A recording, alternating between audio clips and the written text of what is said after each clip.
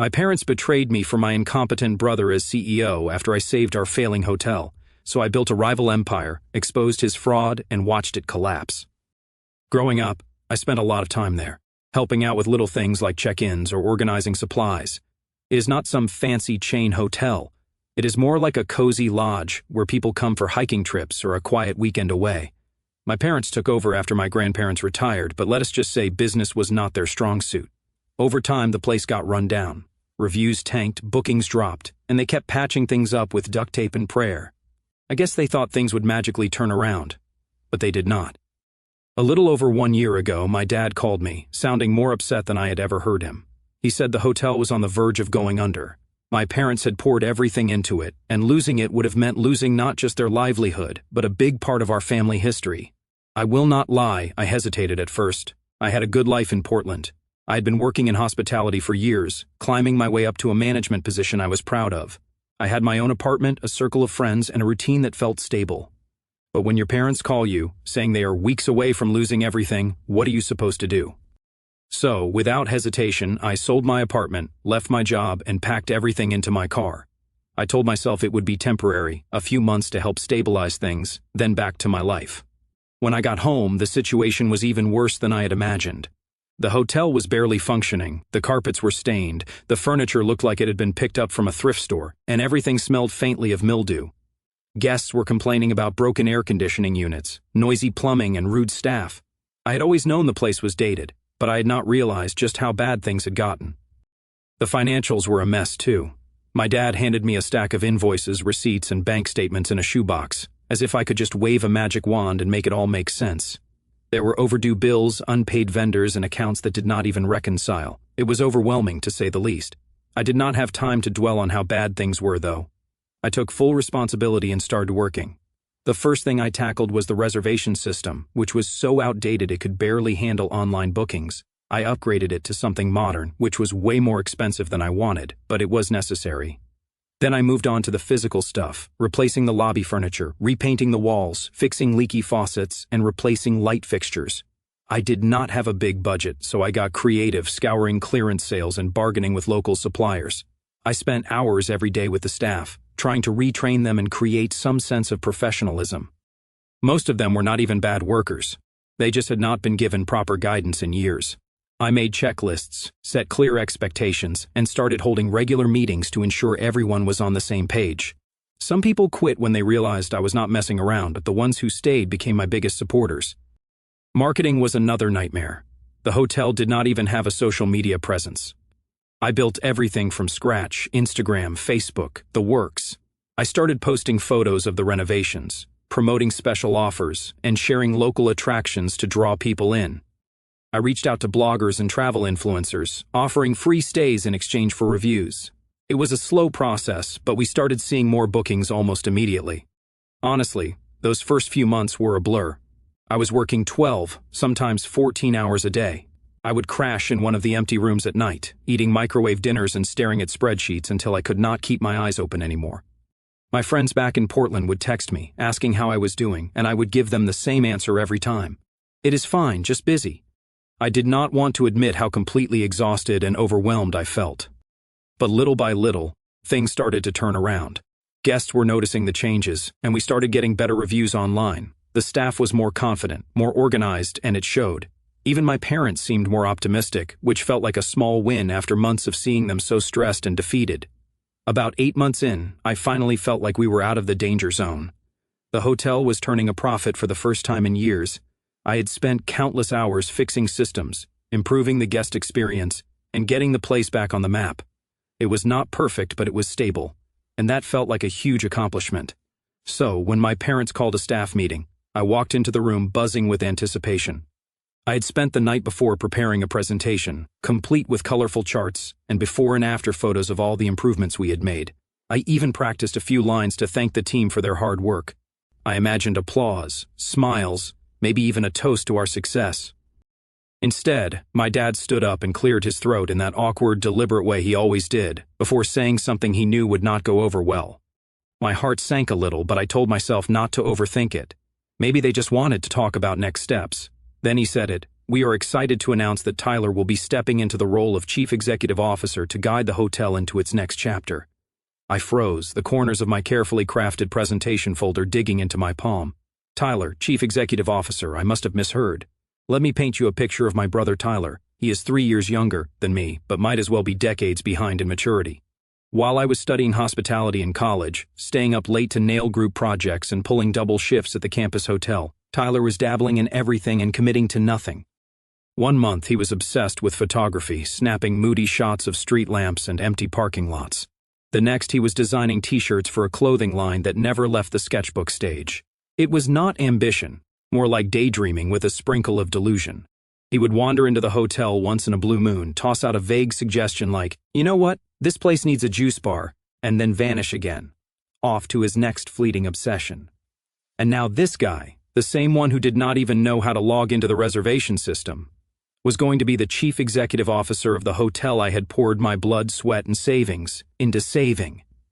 My ears rang as the weight of my dad's words settled in, drowning out the murmurs of surprise from the staff around me. My perfectly crafted presentation suddenly felt like a cruel joke. I just sat there in shock. My parents did not even try to justify their decision beyond saying, "Tyler has the skill of leadership by nature, he was born with it." That is what my mom said, as if somehow his complete lack of experience was a strength. Tyler walked in late to the meeting, of course, with that smug grin he always has, and said, "Don't worry, Casey, you are great at the operational stuff. I will focus on the big picture."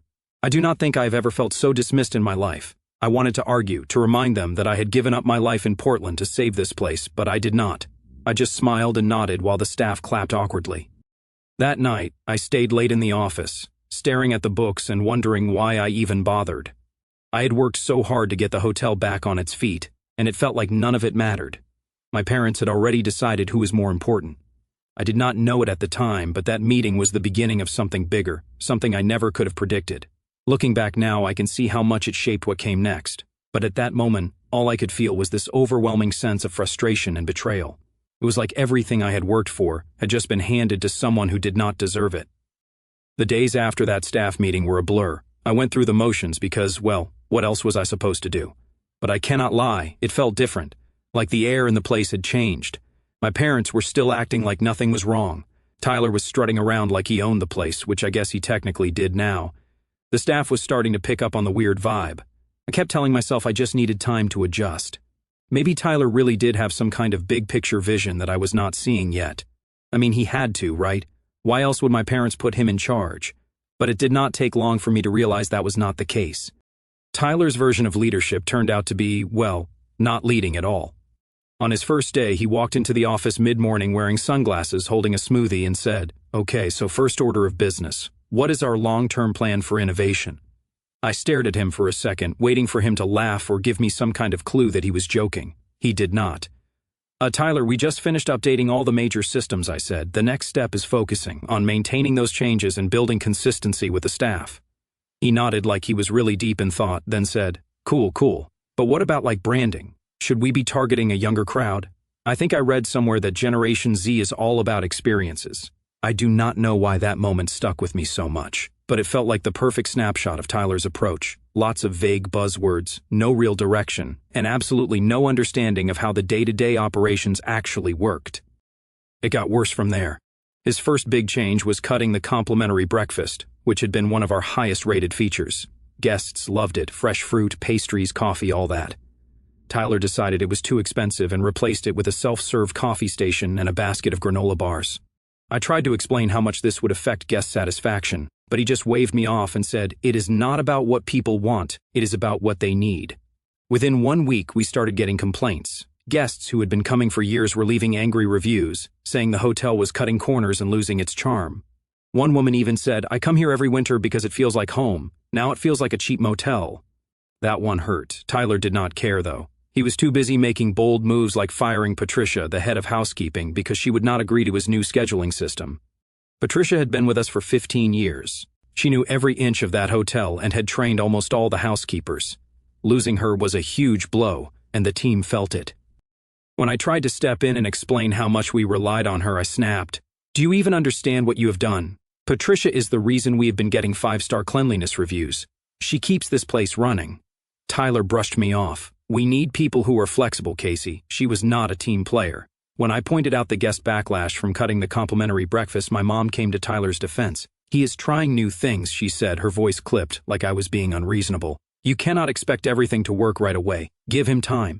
Meanwhile, I had been the one dealing with angry emails and reviews all week, but apparently Tyler's vision was more important than actual results.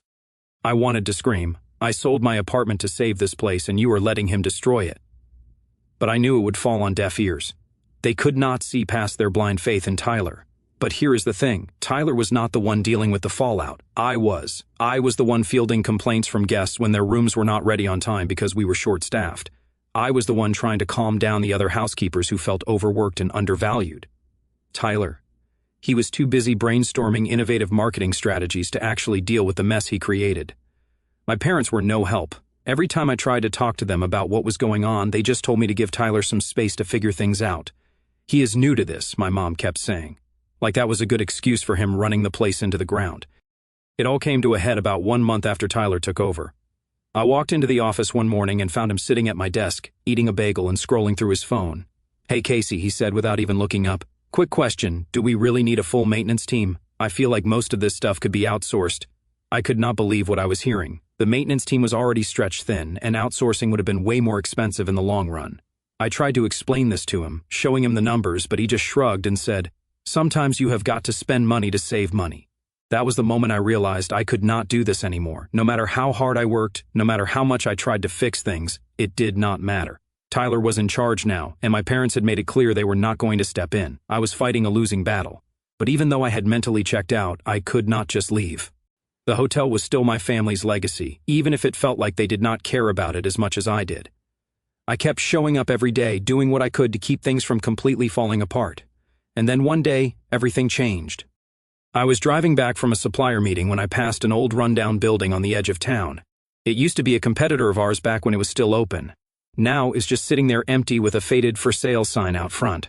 I do not know what made me stop, but I pulled into the parking lot and just sat there staring at it. The building was in rough shape, but it had potential. It was in a better location than our hotel, closer to the main road and with stunning views of the valley. It was bigger too, with plenty of space for upgrades. I started thinking about all the things I had wanted to do at the family hotel, but could not because Tyler or my parents would not let me. Eco-friendly amenities, modernized rooms, a proper spa. The list went on. Looking at that old building, I realized I did not have to keep fighting for something that was not mine. I could start fresh. I sat in that parking lot for over 1 hour, running through the numbers in my head. It would be risky, for sure. I had already drained most of my savings, and buying the building would mean taking on a massive amount of debt. But the more I thought about it, the more it felt like the right move. That night, I could not sleep. My mind was racing with possibilities, plans, and a million what-ifs. By the time the sun came up, I had made my decision. I called the realtor as soon as their office opened and scheduled a viewing for later that week. I did not know what the future held, but for the first time in months, I felt like I had control again. This was not about proving anything to my parents or trying to fix Tyler's mistakes. It was about building something for myself. Something I could be proud of. As I am writing this now, I think that moment in the parking lot was the first time I had felt genuinely hopeful in a long time. I did not know how hard the road ahead would be, but for the first time I was excited to see where it would take me. The viewing later that week felt surreal. Walking through the old building, I could see all the problems it had, peeling paint, broken fixtures, worn carpets, but I could also see what it could become. The bones of the place were solid, and the layout had so much potential. Large windows with views of the valley, spacious rooms, and even a spot that could be turned into a proper spa. My mind was buzzing with ideas. The realtor was one of those overly cheery types, talking about how the place just needed a little tender, loving care. I smiled and nodded, not bothering to correct her. I knew it was going to take more than a coat of paint to bring this place back to life. But for the first time in months, I did not feel overwhelmed by the challenge. I felt motivated. By the end of the tour, I had already decided. I did not even haggle. I just told the realtor I would take it. She looked surprised, probably because most people would have walked away after seeing the state of the place, but she recovered quickly and said she would start the paperwork. I called the bank that same day to start the loan process. It was not easy convincing them to give me the money, but I pulled every bit of experience I had, every connection, and managed to secure the financing. When the deal closed a few weeks later, I stood in the empty lobby of my new project, looking around at the cracked tiles and faded wallpaper. It was mine, completely mine. I did not have to ask anyone for permission to make changes or justify my decisions to anyone. That thought alone was worth all the sleepless nights I knew were ahead. The next few months were a whirlwind. I threw myself into the renovations, working side by side with contractors to make sure everything was done right. I learned more about plumbing and electrical work than I ever thought I would need to know. I spent hours poring over catalogs, picking out furniture, fixtures, and decor that fit the vision I had for the space. Every single detail mattered to me, from the paint colors to the way the light would hit the lobby in the morning. I also started building a team. Some of the staff from my family's hotel had been fed up with Tyler's management and jumped ship as soon as they heard I was opening a new place. Sarah, who had been working the front desk for years, was one of the first to join. "I do not know what you are planning," she said, "but I know it will be better than what we have got now." Patricia, the head of housekeeping Tyler had fired, also came on board. She cried when I offered her the position, saying she thought she would never find work in the industry again after what had happened. Word got around town quickly. People were curious, some supportive, others less so. I overheard someone at the grocery store calling me spiteful for opening a competitor to my family's hotel. I ignored it. This was not about them. This was not even about my parents or Tyler anymore. This was about me finally doing something for myself. When it came to marketing, I went all in. I hired a local photographer to take professional shots of the renovations as they progressed and started posting them on social media. I reached out to travel influencers and bloggers, offering them free stays once we opened. I even worked with a branding agency to come up with a name that reflected the feel of the place. We settled on Elevate. It felt fitting, aspirational, unique, and tied to the mountain views that made the location so special. But let me tell you, the stress of pulling all of this together was unreal. There were nights when I would sit in my car outside the building, wondering if I had made a huge mistake. The loan payments loomed over me like a dark cloud, and every unexpected cost, because there were a lot of those, made me anxious. I was burning through my savings at a terrifying rate, and the pressure to get everything perfect was suffocating. But every time I thought about giving up, I reminded myself of why I started this in the first place. The turning point came about 4 months into the renovations. The first room was finally finished, completely redone from top to bottom. It was not just functional, it was beautiful. I stood in the doorway for what felt like hours, just taking it in. For the first time, it felt real, like maybe I could actually pull this off. I could not help but wonder what my parents would think about all of this. I did not tell them much about the project, not because I was trying to keep it a secret, but because I did not want their opinions coloring my decisions. Still, I could not shake the thought of them walking through the doors, seeing how different it was from the hotel they had built. Would they be proud, angry, disappointed? Part of me did not care anymore, but another part, one I was not ready to admit out loud, still wanted their approval, even after everything. By the time opening day rolled around, I was running on pure adrenaline. The place was not perfect, there were still things I wanted to tweak, but it was ready. We had a soft launch, inviting friends, family, and a few local business owners to check it out. Seeing their reactions was everything I had hoped for. People kept saying things like, "I cannot believe this is the same building," and "This feels like something you would see in a big city, not here." The first real guests checked in 1 week later, a couple celebrating their anniversary, followed by a family on a road trip. Watching them explore the space, seeing their smiles as they admired the rooms and amenities, made every sleepless night, every moment of doubt, worth it. My parents showed up during the soft launch, walking into the lobby unannounced. I had not invited them, not because I wanted to keep them out, but because I was not ready for whatever reaction they would bring. When I saw them standing by the front desk, I froze for a second, watching their faces as they took it all in. My dad's expression was stiff, his eyes darting around the space like he could not decide what to focus on. My mom stood next to him, her arms crossed tightly, her mouth pressed into a thin line. They did not say much, but the look on my mom's face said everything. This was not pride, this was sadness, maybe even disappointment. They lingered for a while, walking slowly through the lobby and peeking into the rooms. At one point, my dad stopped and ran his hand along the edge of the new front desk. "It is different," he finally said, his voice low and strained. My mom did not say a word. I could feel the weight of what they were not saying, that I had built this on my own without their blessing, and that it was better than what they had been holding on to. When they finally left, they did not say goodbye. They just walked out, leaving me standing there, wondering if I had lost something I did not even know I was still holding on to. But the best part, I did not feel like I was constantly looking over my shoulder, waiting for someone to criticize me or tell me I was doing it wrong. I was finally free to build something I could be proud of, and that feeling was priceless. Of course, it was not all smooth sailing. There were hiccups, plumbing issues in one of the guest rooms.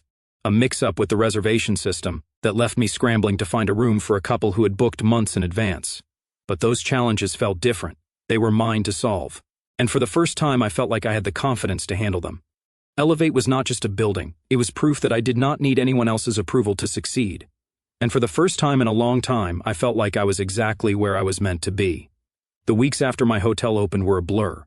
Guests were rolling in, reviews were pouring in, and the hard work was paying off.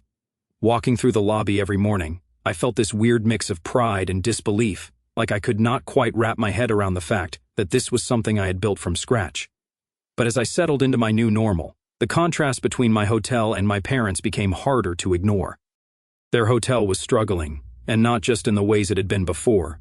I started hearing whispers from vendors about late payments. One of the cleaning suppliers I had worked with for years mentioned they had stopped delivering to the family hotel because they had not been paid in months. A local tour operator said the same thing. Apparently, they had been stiffed on a booking commission Tyler had promised them. At first, I tried to ignore it. It was not my problem anymore. I had my own hotel to run, and I could not afford to get sucked back into the drama. But the signs kept piling up, and it became impossible not to notice. It was not just the business side of things either. Guests who had been loyal to my parents' hotel for years were starting to drift my way. One couple told me they tried to book a weekend there, but were put off by the recent reviews, which mentioned unclean rooms, understaffed service, and even a broken heating system that had not been fixed for weeks. "We always stayed there when we came to town," the woman said as I checked them in. "But something has changed. It does not feel the same anymore." I did not say anything, just smiled and handed them their room key. But inside I could not stop thinking about how quickly things had fallen apart. What really got to me, though, was the look on my parents' faces whenever I saw them. They stopped by the soft launch, of course, but after that, they kept their distance. When we did run into each other, usually at the grocery store or some community event, they looked exhausted. My dad's shoulders seemed permanently hunched, and my mom had this tight-lipped expression that did not leave much room for conversation. Then one day, they showed up at Elevate. It was late afternoon, just after the check-in rush. My parents came into the lobby looking more nervous than I had ever seen them. My mom clutched her purse like it was a lifeline, and my dad kept glancing around like he did not want to make eye contact with anyone. "Casey, can we talk?" my dad asked, his voice quieter than usual. I led them to one of the seating areas near the fireplace. They sat down, but neither of them seemed to know where to start. Finally, my mom blurted out, "We need your help." I was not surprised. I had seen it coming for weeks. Ever since the vendors started complaining and the reviews took a nosedive, but hearing them say it out loud still felt strange. For months they had brushed off my concerns, ignored my advice, and handed the reins to Tyler. And now here they were, asking me to clean up his mess. "I do not know what you expect me to do," I said carefully. "You have a chief executive, officer. Maybe you should ask him for help." My dad flinched at that, like I had hit a nerve. "Tyler is trying his best," he said, though it did not sound convincing. "Is he?" I shot back. "Because from where I am standing, it does not look like it." "Casey, please," my mom said, her voice cracking. "You are the only one who knows how to fix this." I leaned back in my chair, folding my arms. "I tried to help before, remember? You did not want my help then. You wanted Tyler." My dad sighed, rubbing his temples. "We may have made a mistake, okay, but we cannot go back and undo it. We need you now." I looked at them, these two people who had spent their whole lives building something only to watch it fall apart. And as much as I wanted to feel vindicated, all I felt was tired. "I cannot," I said finally. "I am sorry, but I have my own business to run now. If you want my advice, here it is: get professional help. Hire someone who can actually clean up the mess Tyler has made." They did not say anything after that. My mom looked like she might cry, and my dad just sat there staring at the floor. After a while, they got up and left without another word. For the rest of the day, I could not focus.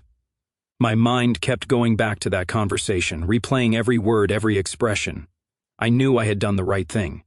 Setting boundaries was something I had struggled with for years, and this was a chance to stand my ground. But it did not make it any easier. What bothered me more, though, was the nagging feeling that something was not adding up. The late payments, the canceled vendor contracts, the broken heating system. It was all too much to just be bad management. Even Tyler could not screw things up this badly on his own. I started paying closer attention to what people were saying about the family hotel. Vendors mentioned orders being delayed because of budget issues, but no one could tell me exactly what those issues were. Former staff hinted that Tyler had been making weird changes to the payroll system, but no one could explain what that meant.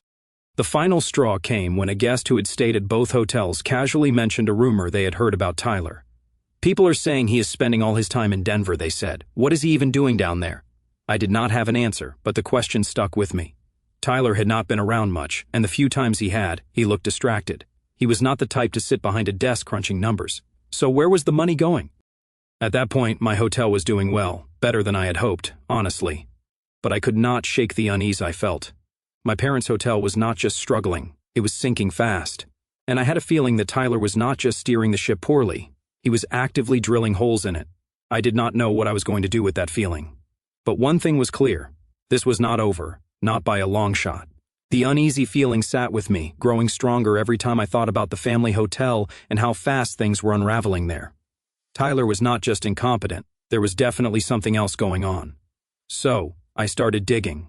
I went through old emails, invoices, and anything else I could get my hands on that might offer a clue. Tyler had been careless. He had not changed much since I left the family hotel, and I still had access to some of the systems. At first, it was just small things, odd payments listed under vague descriptions like consulting or vendor management. None of the names matched up with anything I recognized, and a quick search online turned up nothing. Then there were the inflated invoices. Regular services like landscaping or repairs, suddenly costing 3 or 4 times what they should. It did not take long to figure out that these were not just mistakes. Someone was bleeding the hotel dry, and Tyler was the one signing off on everything. I could not take it anymore. I drove over to my parents' house, the printouts clutched in my hand. It was late, but I did not care. The anger had been simmering for weeks and now was boiling over. They needed to know what was happening. My mom answered the door, looking surprised to see me. "Oh, Casey, what are you doing here?" "I need to talk to both of you," I said, pushing past her into the house. My dad was in the living room, his reading glasses perched on his nose as he flipped through the newspaper. He looked up, confused. "What is going on?" I dropped the stack of papers onto the coffee table in front of him. "That is what is going on," I said, my voice cracking. "I sold my apartment to save you from this. I gave up my entire life to keep this hotel afloat, and you handed it all over to Tyler without a second thought." He frowned, picking up the first page. My mom sat down next to him, glancing at the printouts, her expression shifting from confusion to alarm. "What is this?" my dad asked, like he did not really want to know the answer. "It is proof that Tyler has been funneling money out of the business," I said, my voice sharper than I intended. "These payments, they are fake. These companies do not exist. And the inflated invoices, that money is not going to vendors. It is going somewhere else, probably straight into Tyler's pocket." My mom looked pale. "That cannot be right. Tyler would not."